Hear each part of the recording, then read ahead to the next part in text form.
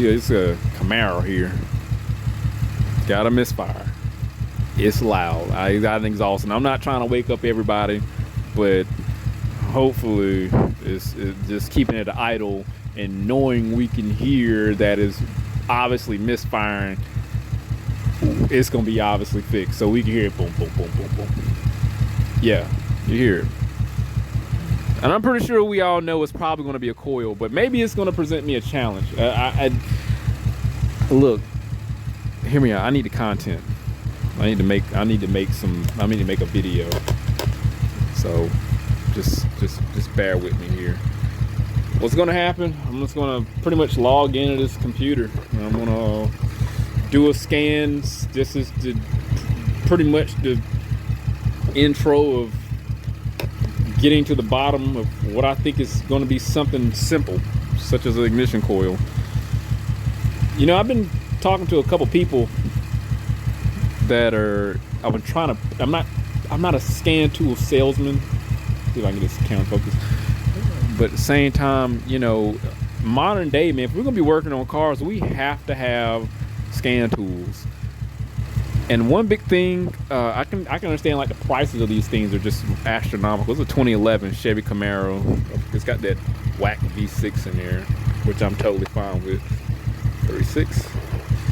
You know, one thing, you know, we got to take into consideration, like, how much these scan tools cost. And you know, I use a lot of Autel products. Autel do have some cost beneficial, I guess, cost-effective scan tool. It's like, at the same time, I consider it cost-beneficial because, I mean, they're not expensive. You get bidirectional functions, and you also have conversion factors.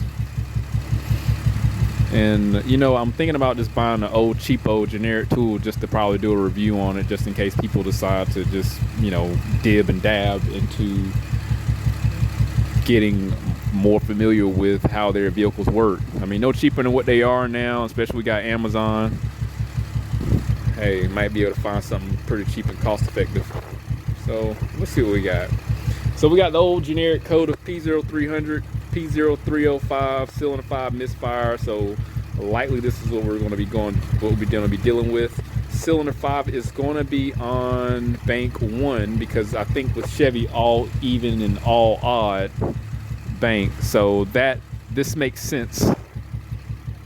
So we can ignore this.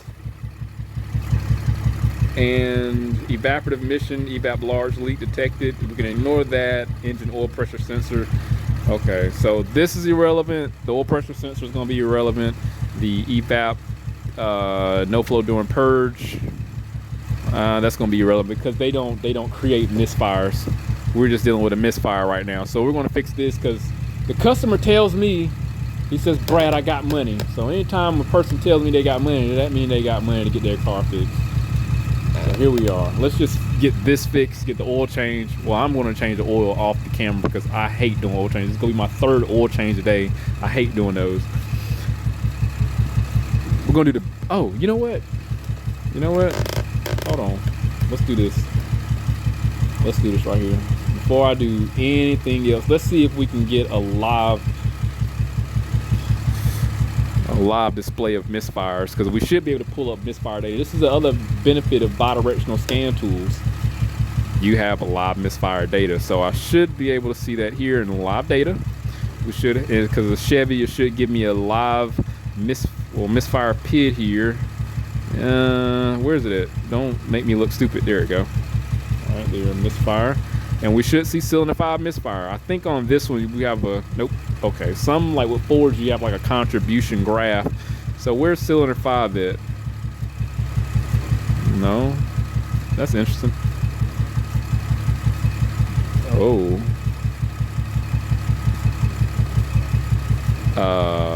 Why is not populating lively here? I wonder if because,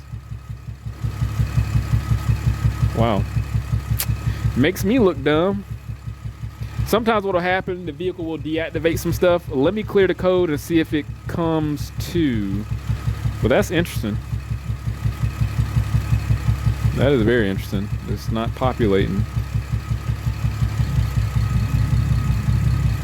Okay, Let's go back to misfire data.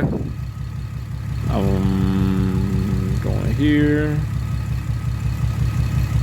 And we're gonna scroll down. There you go. So I'm not gonna say we learned something new, but we can see how the active counter works, and it becomes counterproductive when it stopped working and deactivate the cylinders. It probably likely it kills the catalytic converters too, to prevent not kill the catalytic, it kills the injectors to prevent catalytic converter damage. So yeah, I'm like, okay, we validated the code is true and cylinder 5 is misfiring. So now the next thing we need to do is look for cylinder 5. I'm simply just gonna swap the coils. I'm not doing all the other fancy crap. It just don't call for it. I think these coils are very accessible too.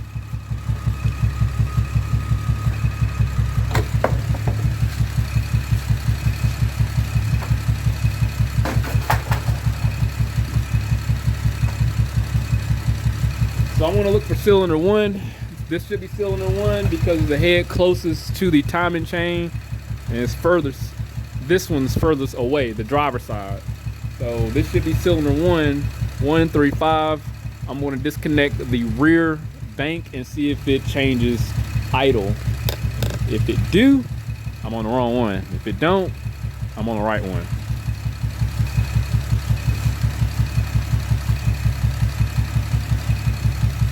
So yeah, it stayed the same.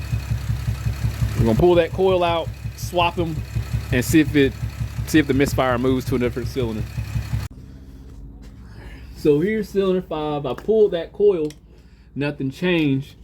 What I'm gonna have to do is get the evap purge valve out the way, which should just pop right off. I got this disconnected, and voila. Stupid. So one big thing that I hate is a lot of people tend to change everything. Like, why are there all new Duralast coils? Not new, these are old because they got dust accumulating on them. But these are Duralast coil. And I don't know if you ever looked at some of my old videos, but what happens is, yep, all these are on bank too. Duralast coils. It's best to leave the old stuff in there. I've tested coils like on a Lexus that was 20 years old, and it performed better than the new aftermarket coil. And one of the aftermarket coils wound up failing after a year. But even then, you can still see the performance difference with the aftermarket coil versus the factory coil. Now I have no choice but to put an aftermarket coil on here. You know, I'm a proponent for aftermarket stuff, and it's not a big deal. So what we're gonna do, since we got access to the coil now, swap this with this and see if our misfire goes from cylinder 5 over to cylinder 1.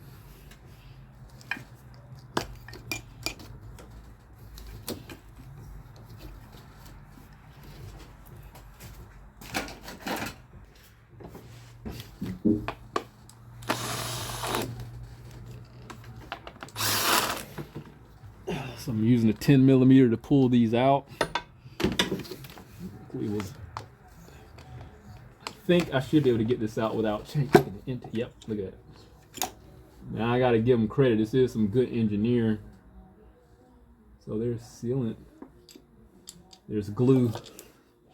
Whoever these valve covers wound up putting glue on the tube seals. This is RTV sealant here. Don't ask me why.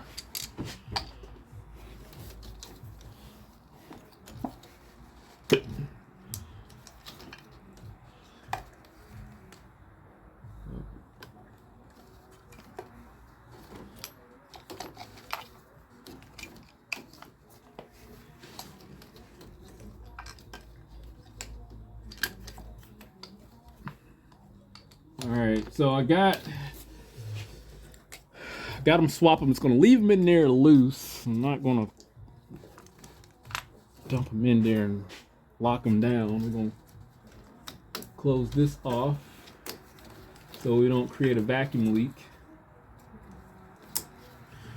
And then we're gonna start up and look at misfire data. All right, there you go. There's number one misfire here at the top right that populated to 99 misfire counts. We just got a bad coil. Simple and easy. All right, I just got back from the part store. And, well, first off, Jose's over there drinking. So please don't demonetize me for like some copyright for music. I hate to have to talk as much, but maybe I can talk and master music and probably the algorithm may not pick it up and detect the problem. I don't know. But anyway, I digress. So I got the new part from O'Reilly's Auto. This is a Blue Streak product. And for some strange reason, hopefully it's not used. That right there. I thought I inspected it pretty well. Maybe that's my fingerprint, but it just looked a little. None of my hands are oily, but I don't. Hopefully this is not used. I'm hoping it isn't. And I'm pretty sure other people have had that happen when they got new parts right out of the box and somebody then swapped them out for some crap and stole the money. Hopefully when I'm not dealing with that right now. Now, I wouldn't be surprised if it's the same manufacturer to make these Blue Streak coils. But they all equally crap anyway. So it's going to serve its purpose in regards to resolving this misfire. But I will say, if you look at my old videos, I've had these new parts fail prematurely. I mean, that's what a warranty's for. If it don't last, it just don't last. I got the oil topped off. I changed the oil, so that's fine. And that's topped off. And what's next? I guess just to clear the data, clear the code, start up, and then check and see if we still got misfires, but we should run a lot better now. All right, we're gonna go here to DTC display, and then we're gonna clear all those codes out. Just like so. And then I gotta go back to live data, go back to misfire, right there. All right, so we're gonna watch this populate. So we should not see misfires on 1, or so since I moved the new coil to 1, we should not see misfires on 1. Let's start it up. This car's loud.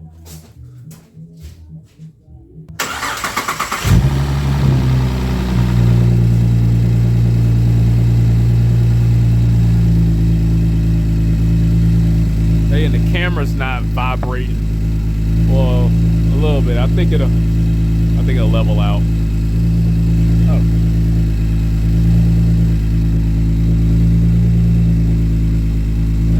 So cylinder, this is a cold start.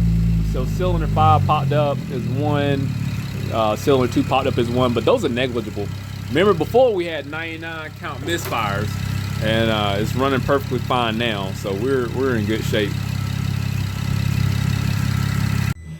So this is fixed. This is, and you know what, like a lot of stuff that I don't record, but this is how most of the jobs are. It's quick, cut and dry, just like this. A lot of times I don't have to take out a scope or scan and assess data, and besides the little bit that you just saw. I mean, it's nothing complex. That's it. That's all. Now I will say though, I'm not talking about my customer, but I'm like, I don't think his comprehension skills are greatest, because remember, all the coils are replaced, and I'm not in the business to screw people over or get over on people, but I guess he thought a coil, replacing the coil was constitute as a tune-up. Now, I do appreciate him asking, like, hey, is the coil a tune-up? No. And then I said, no, one coil is just one ignition coil. And I guess he was saying, you should replace all coils. Maybe I read that text message wrong. But I was like, no, replace all coils. Like, no, that's just crazy, because it was going to cost over $600 in parts, and then not even including labor to replace all the coils. So at one point in time, he paid over $600 for all these coils. And you see what happened. Just because they're new and they're not gonna last. There's too many cases where already aftermarket parts got a bad rap, but just throwing coils on a car and not diagnosing it is going to just put us in a bad situation. And imagine if I just would have threw all them coils on there and like, oh yeah, you need all the coils, and it didn't fix his problem. Now he's pissed off at me. And this is, I'm going to a story. So you can leave the video, but this is pretty much it. So early in the week of this week, this is October 19th. So over the past 5 work days, I mean, and this is usually what happened. I get a lot of phone calls. People ask about get from a referral service or something, and I try to put like, hey, it's going to cost X, Y, and Z to diagnose a car. Some places are cheaper. A lot more places, to be honest, are going to be cheaper. But my thing is, people are paying for me to be a lot more attentive to their vehicle. I mean, I'll stop what I'm doing. I'll stop what I'm doing. Be hyper focused on what we're dealing with because I want to fix that problem. That's me. That's what it's just. And unfortunately, it's not the dealer price, nor is it, Joe Blow down the road price, but it's somewhere where they're paying for me to stop working on other vehicles, for me to be attentive to their vehicles when I'm going to figure out what the hell we got going on that we need to fix. And I try to stress people, you're paying to fix the car. You're paying for an assessment to fix the car. That's what's happening. And I understand, well, a lot of people don't want to pay that, but honestly, it's like the HOA of the automotive industry. I'm not going to stop what I'm doing and inspect something for free when I got people that are actually want to get things resolved and fixed, and they're paying. It just doesn't make any sense. They wouldn't do it from a work standpoint, from a principled work standpoint. Why am I going to sit there and do it? But most of the conversation I have, man, is just pushing diagnosis so we can get to the bottom of what we need to do to fix this vehicle. Because a lot of times people are tapped out and they're out of money because many people try to resolve the problem and they're still left throwing more money at the situation. I'm not perfect, not at all, but I can guarantee you what people pay for, this is my attention right now. That's what's happening. I'm not going to sit there and be on somebody else's stuff when we need to get to the bottom of what we need to get fixed. And that's it. We're fixing it. And there's going to be some honorable mentions, but I need to fix the car. That's what they're paying for. And what's interesting, the conversations I had, even over the course of, this, like the past 5 days, I might get a couple a week, trying to push the assessments so we can fix the car. It's not encouraging to them, man. Like I told a lady, I said, well, the cost is just like you go to the doctor, you pay a copay, and then they make an assessment for what needs to happen for the future. I said, I'm here to fix a car. I don't want to just patch things up. And that's not reassuring enough in cases to where it incentivizes them to just drop the car off. Like the lady said, well, it's okay. Well, I got another guy. And I'm pretty sure he's watching this video now. I send him a lot of people for the people who don't want to pay my price. Well, I got somebody else. I can't sit there and question the work quality, but he is definitely a cheaper alternative to what I have to offer. Good luck. That's all. I mean, I'm losing business, but it's helping him out. So I don't think anybody still should be complaining about, being undermined, because hey, if they don't want to pay the price, hey, you can take it. Maybe they're better suited for for your demographic of clientele. Who's going to complain about that? It's a referral. So I have a sense of accomplishment when I do get clients who are willing to, I don't want to call it submission, but I say this, I would rather have 100 cars of people who want their stuff fixed than 1,000 parts I'm throwing at it, than 1,000 cars of who just want parts replaced. That's the big difference. And that's what I'm going to leave off of. But I didn't change all the coils like the customer wanted. I saved them money, and he understood that I'm not here to take people money. I'm here to just fix stuff and learn and evolve, because I can tell you, as complex as these cars are, I don't like working aimless, and I'm sure other people don't like working aimless too. But you got people out here who are willing to snatch people money who are willing to rob people for pennies in efforts to make dollars. Well, I'd just rather have those people who want their stuff fixed, gain their trust, and make those dollars versus taking pennies. Because as long as you're fixing stuff, the clients, the people are going to be there. They're coming. They can't take your knowledge away. That's one thing that can't be taken away. But there, and then at the market for the area that I'm in, I know what most people's weaknesses are. You sit there and if I interact with the commercial department, they'll tell you what most of these shops are incapable of doing. Hell, I worked on some of the managers' cars from some of these other shops. I'm not going to say, but they'll tell you my mechanics are incompetent. It's a hand-on industry to where a lot of people are probably on drugs, probably are intellectually lazy to the point where they just don't want to. They don't want to. They don't have the forethought to work on it. And I understand these cars are fucking hard. They are extremely hard. And I got stuff that I can't fix. I got stuff that I have a mental limitation too, a cognitive limitation. And then interacting with people, we got to be multifaceted from a psychological aspect just to encourage. I don't want to say encourage again. We have to be able to provide hope, not hope. We have to instill some confidence that we're going to get to the bottom and get you fixed, or provide them with options. And that's what I like to do.